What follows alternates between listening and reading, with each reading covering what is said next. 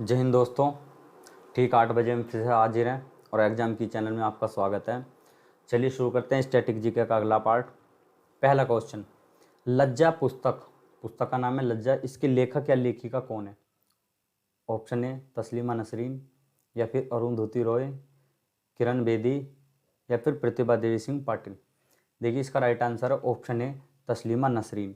अब देखिए इनके बारे में बात करें, जो ये तस्लीमा नसरीन हैं ये एक बांग्लादेश की लेखिका है और इन्हें बांग्लादेश में बागी लेखिका कहा जाता है। अच्छा, जो ये पुस्तक है आपकी लज्जा, इस पुस्तक में दर्शाया क्या गया है? आपको याद हो 6 दिसंबर 1992 में उत्तर प्रदेश में एक बाबरी मस्जिद थी जिसे तोड़ दिया गया। तो इसके विरोध में बांग्लादेश में क्या हुआ, हिंदुओं पर बहुत ज़्यादा अत्याचार हुए। तो इस पुस्तक में उसी सब बातों का उल्लेख किया हुआ है। ठीक है। और जो अगला ऑप्शन है, ऑप्शन बी अरुंधति राय।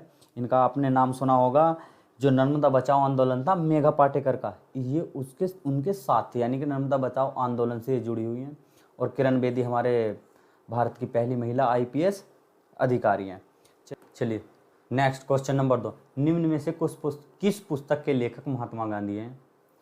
हिंद स्वराज के, या फिर द व्हील ऑफ हिस्ट्री के, या फिर इंडिया डिवाइडेड के, या फिर इंडिया विंस फ्रीडम के? तो इसका राइट आंसर है ऑप्शन ए हिंद स्वराज की। अच्छा, ये जो दूसरी पुस्तक है द व्हील ऑफ हिस्ट्री, इसके लेखक जो हैं वो राम मनोहर लोहिया हैं। द व्हील ऑफ हिस्ट्री के लेखक राम मनोहर लोहिया हैं। और जो ये है इंडिया डिवाइडेड, इसके लेखक हैं डॉक्टर राजेंद्र प्रसाद, जो हमारे भारत के पहले राष्ट्रपति रहे हैं।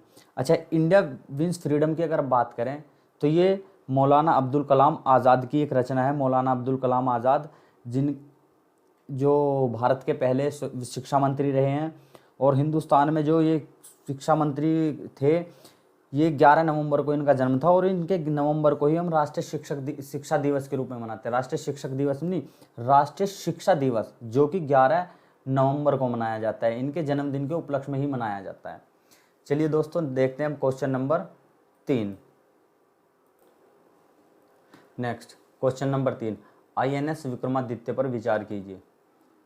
ये एक नौसैनिक विमान वाहक जहाज है, या फिर ये मिसाइल डिफेंस सिस्टम है, या फिर ये रॉकेट लॉन्चर है, और या फिर ये सबमरीन है? देखिए इसका राइट आंसर है ऑप्शन ए नौसैनिक। जो नौसैनिक होता है विमान वाहक जहाज है। अच्छा देखो, इसके बारे में मैं एक चीज़ और आपको बता दूं, इसका जो ये मिसाइल डिफेंस सिस्टम ये नहीं है, ना ये रॉकेट लॉन्चर है, ना ये सबमरीन है। अच्छा, ये जो आईएनएस विक्रमादित्य है, इसका पहले जो नाम था वो था बाकू। जो इसका अगर मूल नेम की मैं बात करूं तो इसका मूल नाम बाकू था, यानी कि जब ये सबसे शुरू में बनाया गया तो इसका नाम बाकू था और इसे हमने रूस से लिया है। अच्छा, मूल नाम इसका जो बाकू था उसे बदल के बाद में इन्होंने गोर्स्कोव रख दिया। जो वहाँ के एक एडमिरल थे उनके नाम पे इसका नाम गोर्स्कोव रखा गया। ठीक है। और जैसे ही इसे भारत ने खरीदा 2014 में, तो इसका नाम बदल के हमने आईएनएस विक्रमादित्य कर दिया। द्रोणाचार्य पुरस्कार के द्वारा दिया जाता है? खेल मंत्री के द्वारा, युवा कार्यक्रम के द्वारा, खेल मंत्रालय के द्वारा, या ऑप्शन डी युवा कार्यक्रम और खेल मंत्रालय के द्वारा? देखिए आंसर तो ये इसका आसानी है, क्योंकि मैंने इसके ऑप्शन ही ऐसे रखे। मेन बात यह मैं इस क्वेश्चन को आपके सामने लाना चाहता था। राइट आंसर है इसका युवा कार्यक्रम और खेल मंत्रालय। देखो ये तो हो गया इसको देने का वो कि युवा कार्यक्रम और खेल मंत्रालय के द्वारा दिया जाता है। अच्छा, जो द्रोणाचार्य पुरस्कार है आपको पता होगा कि 29 अगस्त को हम मनाते हैं क्या, राष्ट्रीय खेल दिवस। 29 अगस्त को हम क्या मनाते हैं, राष्ट्रीय खेल दिवस। अच्छा, 29 अगस्त को अगर मैं जयंती की बात करूं किसकी है, तो जो मेजर ध्यानचंद थे, जिन्हें हॉकी का जादूगर कहा जाता है, उनकी जयंती होती है।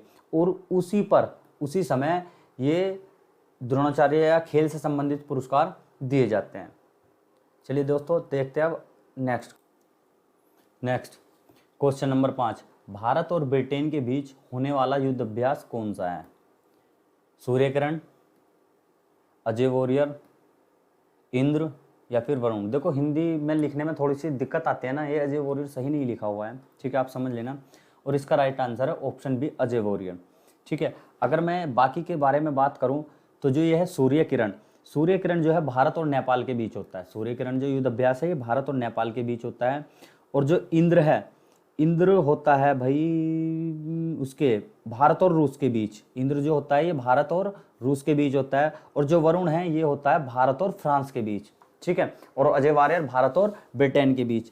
अच्छा, एक और युद्ध अभ्यास है जो कि हम करते हैं भारत का उज्बेकिस्तान से। अगर आपको पता है भारत और उज्बेकिस्तान के बीच होने वाले युद्ध अभ्यास का क्या नाम है तो आप कमेंट जरूर करेंगे। चलिए दोस्तों देखते हैं नेक्स्ट क्वेश्चन नंबर 6। डीआरडीओ की स्थापना कब हुई थी? ऑप्शन है 1956, या फिर 1953, या फिर 1958, या फिर 1990। इसका राइट आंसर है 1958। अच्छा, एक चीज़ आप मुझे बताइए, जो डीआरडीओ है इसका पूरा नाम क्या है? इसका पूरा नाम होता है defence research and development organisation, ठीक है। अगर आपको पता है इसके वर्तमान में जो हेड हैं वो कौन है तो आप कमेंट करिएगा। चलिए देखते हैं दोस्तों अगला क्वेश्चन नंबर 7। नेक्स्ट, स्वतंत्र भारत के प्रथम महाराज्यपाल कौन थे? लॉर्ड माउंटबेटन, सी राजगोपालाचारी, डॉक्टर राजेंद्र प्रसाद, या डी डलहौजी। देखो डलहौजी 2 बार लिखा गया। अच्छा, ये क्वेश्चन जो मैं आपके सामने लेके आया हूँ इसका मेन मकसद है कि महाराज्यपाल के बारे में बताना। ये क्वेश्चन ऐसे आ गया महाराज्यपाल के बारे में तो बच्चे थोड़ा कंफ्यूज हो गए। तो मैं आपको बता दूं, महाराज्यपाल को ही हम गवर्नर जनरल कहते हैं। इसका राइट आंसर है लॉर्ड माउंटबेटन। अच्छा, अगर ये क्वेश्चन कई बार कंफ्यूज करता है बच्चों को। देखो, अगर आप इसमें अगर ये आ जाए स्वतंत्र भारत के प्रथम, और इसके बाद अगर वो जोड़ दे भारतीय शब्द, यानी कि प्रथम भारतीय राज्यपाल, यानी कि जिनका मूल भारतीय है, तो आपको आंसर लगाना है ये। अभी उसने ये नहीं कहा कि भारतीय, अर्थात जो स्वतंत्र भारत के प्रथम गवर्नर जनरल तो थे किंतु ये भारत के रहने वाले नहीं थे, तब आंसर लॉर्ड माउंटबेटन लगाना। अगर भारतीय शब्द जोड़ दिया जाए तो सी राजगोपालाचारी लगाना, और ये भारत के प्रथम राष्ट्रपति थे, ये आप सभी जानते हैं। चलिए दोस्तों देखते हैं अगला क्वेश्चन। Next, question number 8। निम्न में से अरुणाचल प्रदेश का लोक नृत्य क्या है? बांस नृत्य, झूला, भांगड़ा, या फिर मुखौटा। इसका राइट आंसर है ऑप्शन डी, मुखौटा। अगर मैं बाकी के बारे में बात करूं, जो बांस नृत्य है ये होता है नागालैंड में। जो बांस नृत्य है ये नागालैंड का लोक नृत्य है, और जो झूला है ये अपने यूपी का है, और जो भांगड़ा है ये सभी जानते हैं ये पंजाब का है, तो अरुणाचल प्रदेश का है मुखौटा। चलिए दोस्तों अब देख लेते हैं नेक्स्ट क्वेश्चन नंबर 9। भारत का नहीं, केवल मैं विश्व की बात कर रहा हूँ। विश्व का सबसे बड़ा क्रिकेट स्टेडियम कौन सा है? अहमदाबाद, हालांकि इसमें क्रिकेट शब्द नहीं जोड़ा हुआ, मेलबर्न, लखनऊ, या फिर हिमाचल प्रदेश। देखिए आंसर तो आप इसका सभी जानते हैं, ऑप्शन ए अहमदाबाद। अच्छा, जो अहमदाबाद है ये किसके नाम पे है अगर आपको पता है तो? ये हमारे जो प्रधानमंत्री हैं मोदी जी उनके नाम पे है, और ये विश्व का सबसे बड़ा क्रिकेट स्टेडियम है। अच्छा, जो मेलबर्न है ये सेकंड, यानी कि दूसरा सबसे बड़ा क्रिकेट स्टेडियम है, और जो लखनऊ है ये टॉप 10 में आता है, यानी कि टॉप 10 में आता है, यानी कि विश्व के 10 बड़े स्टेडियमों में इसका नाम शामिल है। अच्छा, जो हिमाचल प्रदेश में है एक धर्मशाला के नाम से है, आपने सुना भी होगा कई बार धर्मशाला स्टेडियम। अच्छा, इसकी 2 खास बात बताता हूँ मैं धर्मशाला वाले की। पहली तो ये समुद्र तल पे सबसे ऊंची हाइट पे स्थित है, यानी कि अगर पूरे विश्व की बात करा जाए तो जो समुद्र तल से ऊंचाई है उस मैक्सिमम पे जो स्टेडियम स्थापित है वो हिमाचल प्रदेश का ही है। अच्छा, इसे हमेशा धर्मशाला के नाम से जाना जाता है, आप कहीं भी पढ़ोगे धर्मशाला स्टेडियम का नाम धर्मशाला आएगा इसका, जबकि ओरिजिनल नाम जो है वो चेल है। क्या है? चेल क्रिकेट स्टेडियम। बाकी आप कहीं भी देखोगे तो इसे इसके नाम से नहीं धर्मशाला के नाम से जाना जाता है, क्योंकि धर्मशाला वो जिला है जहाँ पे ये क्रिकेट स्टेडियम है। Next, question number 10। One Indian girl पुस्तक के लेखक कौन है?